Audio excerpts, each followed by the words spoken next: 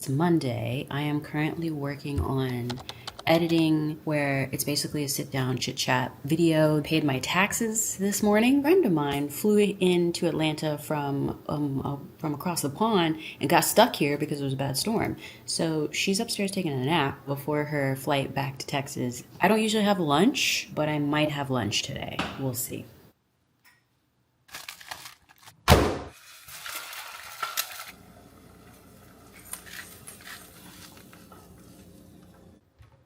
I have been really big into sitting on the floor as much as possible lately. Allegedly, it's good for you to get up and down off the floor, so that's what I've been doing. And see, you made it. I made it. Now I'm fully charged. Yay! Ready to go. I can see straight. Thank you so much. You are very I'm so welcome. grateful. You are very welcome. La lluvia está aquí. Yeah, ella regresaba a los Estados Unidos de Londres. Alright, so that was my Monday shot on my Osmo Pocket 3. Let's go over how I did that time lapse in the beginning of the video. 3, you're gonna go down to the bottom left hand corner and hit that little video icon and then scroll all the way down until you get to time lapses. If you swipe up from the bottom, there's a lot of presets built in to shoot a time lapse. So I ended up doing a custom time lapse for me sitting and working, so that way I could set the parameters the way I wanted.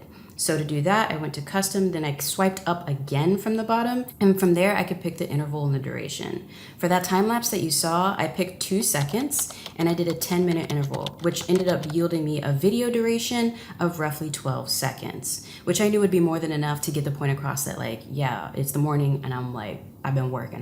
For resolution, in the top right hand corner, again, I always go as big as I possibly can on my Osmo. So mine is set to 2.7K at 25 frames per second because everything I film on my Osmo, I tend to film at 24 frames per second to get it to look as cinematic as possible. You'll notice that once I switched over to time lapse, we lost our flat video profile. You lose the option of filming in HLG or D-Log-M, but if you swipe over from the right, you can still mess with everything. Your exposure, your white balance, your video, like the format itself. Say you want to actually save all of the JPEGs as well, you can. I usually just keep it on video. I don't feel the need to do that. Final tip though for filming time lapses that I think is so important because I see people mess up on this a lot. Make sure your focus mode is set to single. Usually what happens if you have it on continuous, focus will pull in and out, especially if you're going to be moving around in the frame a lot, because it's trying to figure out what to focus on. Set up your time lapse, lock everything the way you want, and then hit your focus so that way you see those yellow bars lock into place